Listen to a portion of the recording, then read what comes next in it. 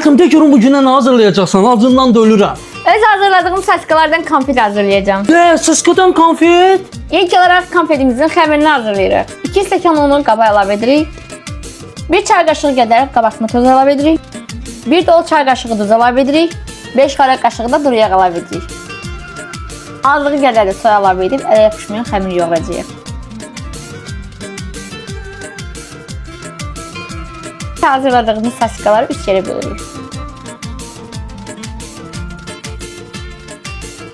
Saçkamızı içine koyup bükürük, konfet formasını verip daha sonra ise kızardırıq.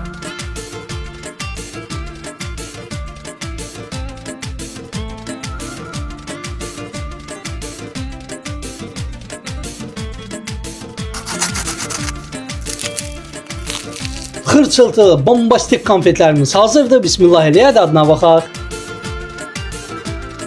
Valla çox süper düşüb, heç belə gözləmirdim. Əllərinə sağlıq həyatım. Nuş olsun kocacan. Sizler de eğer böyle xırçıltılı atıştırmaq istəyirsinizsə mütləq şəkildə hazırlaya bilərsiniz.